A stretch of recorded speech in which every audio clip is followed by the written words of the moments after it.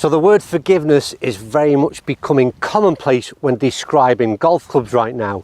But the question is, what does it actually mean? For example, will golf clubs forgive me for having a terrible golf swing? Turn ball, turn. It didn't turn. Or is forgiveness I should pray for before I actually start a round of golf? Well, I'm not actually sure, but what I do know is that both the irons featured in today's video, they certainly fall into that forgiveness category. Well, at least my interpretation of it at least. And let's start by me telling you at least what I think forgiveness actually means, because from reading some of the comments, it could be different than what some of you think. So for me, it's all about off-centre hits and minimising the drop-offs that you see in parameters such as ball speed, spin number, launch, and obviously overall carry. But that's where it ends, because it's certainly not a word you should associate with dispersion. Although in saying that, maybe front to back dispersion, but not left and right, because that is certainly down to the Indian and not the Arrows. Right, so now we've cleared that up, let's go down to today's test, which is out here on the golf course at Holywell. There's no dry ball data. This is all about reality. I've got one set of irons from Ping, which are super forgiving. I've got one set of irons for TaylorMade, which are also super forgiving. And I'm going to decipher what separates these two irons and potentially which is the best suited to you.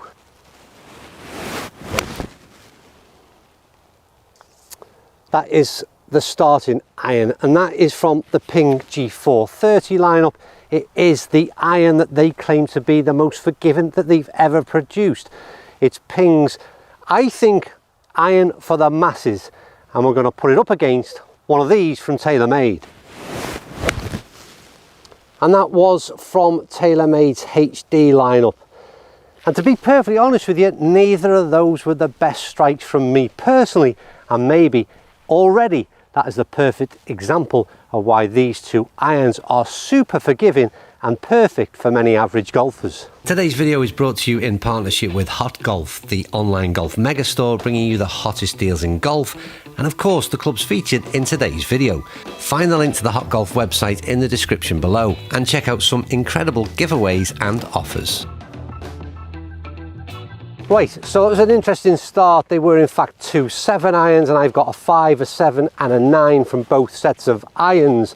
Each of those balls, like I said, probably performed a little bit better than the actual strike deserved. My guess would be they were both off-centre strikes, and they've both finished pretty much pin high. A good start with a 7-iron onto the next tee, and I'm going to tee off with a 5-iron and just see how forgiving both of these two actually are. I'm going to try those in different scenarios. So obviously 5-iron from the tee, I'll play a couple of 7-irons from the fairway, and that 9-iron just gives us a little bit of a look at that short end of the bag. Do you lose all kinds of feel and finesse in this style of iron, or is it perfectly playable? Now, although these irons are very much aimed at the same category of player, I would suggest they are certainly very, very different in the way they're put together. And the interesting thing for me is this: I would fully expect that the HD lineup from TaylorMade would have been the stronger lofted of these two, when in fact just in the standard loft, the 7-iron of the Ping G430 lineup is 29 degrees and the equivalent from TaylorMade is 30. So that surprised me a little bit.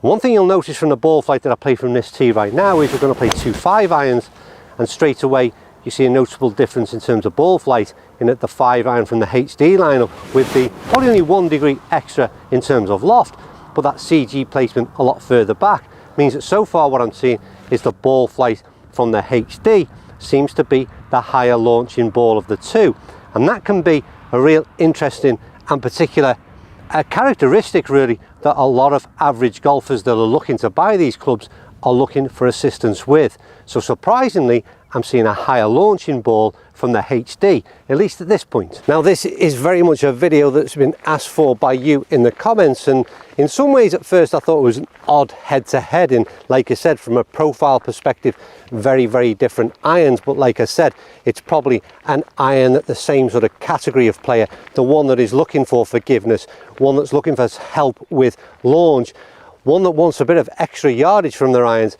Well, probably these two would be on the list. So my simple question for you is this: how many of you are considering either of these two sets of irons, and what, if anything, sways you one way or the other.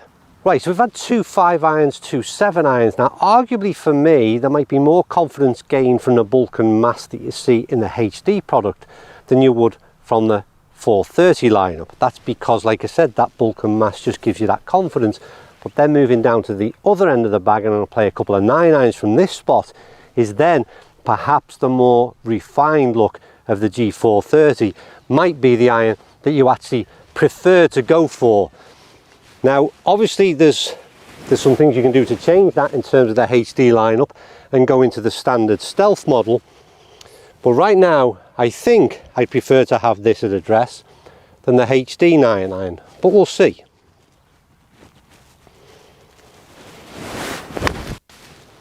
Again, really easy pickup, pulled a little bit down the left. We've just missed the green to the left hand side, just a tad. The one thing they've done really good this time around, Ping, in terms of that G430 is enhance the sound and feel massively. I keep getting comments that nobody's interested in the way a club sounds. Well, trust me, lots of you do, and I certainly fall into that category.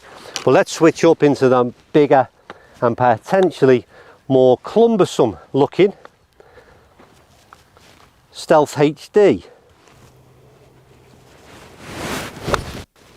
Again, just a super ball to pick up. That one is right on the flag and is not too far away at all. That's a really decent ball. Again, what the suggestion is the sound was really good. It was a nice clip off the top of the turf. My guess is that's grabbed and spun back a little bit as well, which is not something you'd expect from this iron. So what I was expecting to feel was a little bit too much bulk and mass, but what they do in the 9 iron or the shorter irons, they hide a lot of that bulk. So what you're looking down on effectively is a super game improvement iron in terms of that top line, but you're not seeing all of that bulbous back that you perhaps see in the longer end of the bag of the 5 iron, which could in effect be a boost in terms of confidence.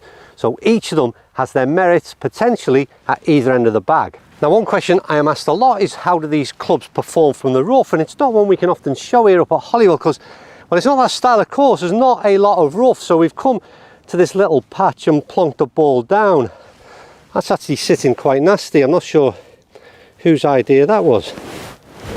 We're going to play the Ping first. It's a 7 iron and see if we can get this picked up and out of the rough. Well, that's incredible in terms of the pitch. It's also going down the middle. So the answer quite simply is the Ping does it extremely well. And the odd bit for me is that you might presume that again, that wider width sole of the Stealth HD might do a better job. It's going to struggle to beat that. Right, we've just had to stick that one a little bit forward. We dug a bit of turf out, but that's nestling down as well. Now, like I said, for me, I'm just thinking in my head, that sole is going to do me a favour and almost pick this up like I might expect a hybrid to. Let's see. Oh my word.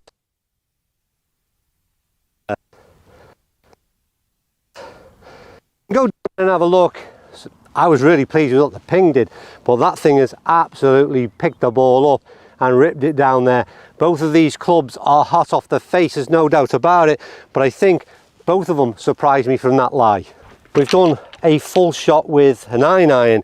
I'm just going to drop a few balls down here and we're going to see at the short end of the bag again, can they produce a kind of, because when you're putting your bag together, I think, well I do anyway, you're considering all elements of it, like what do I want to see from me long irons, then back down the other, what do I want to see from the short irons. Now the short iron can be a 9 iron full swing, but it can also be this, so you either have specific wedges in your bag or can you sort of go from sort of 5 iron right the way through to gap wedge. I'd have a little bit of a check there, but yeah, this is the HD with a 9 iron. Should just get up the hill. I'm quite happy with the way I've played that. Yeah, really pleased with that.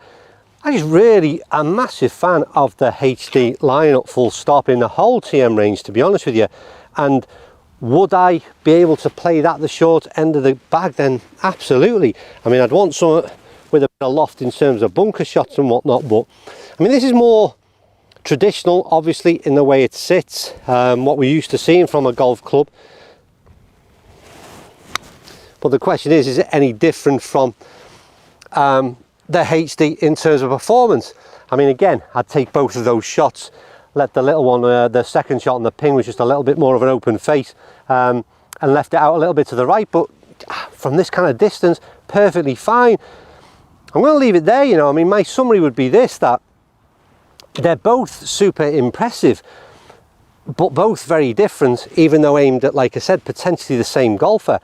The bit that surprises me more than anything when I do this test on course is that HD has got really good sound and feel, and even just there, pitching one against the other side by side, I would lean towards that from a feel perspective. You've then got that sort of shape thing. Can you overcome the sort of our stereotypes as what we think an iron should look like? That's the biggest job TaylorMade have got, is persuading people to try these kind of clubs, and we've seen them, like I said, from Cleveland and Cobra and everybody else. They're really effective, but they're still a minority in terms of the sales because of the fact they look so different. The other thing I like with Stealth HD is the fact that you can line it up with Stealth Standard, if you like, in terms of a visual throughout the bag. And then on the other end, you've got the Ping, which is tried and tested and trusted. You know you ain't going to go far wrong with those. They perform incredibly well in each of the sort of areas that we've seen them out on the course today. I just think two super options in terms of that forgiving iron category, and definitely two of the best we've seen, potentially two, maybe the best two that I've seen in 2023 so far. Right, that's me done. As ever, I'm going to finish by saying that we've got a new channel sponsor, which is Hot Golf. You can buy both of those sets of irons from them, and any support you can give them, I would also appreciate. As ever, thank you for watching. Give me your comments down below. I asked the question earlier, are any of these two on your agenda? And has anything that you've seen in today's video pushed you one way or the other? Right, as ever, thanks for watching. I'll see you all tomorrow night.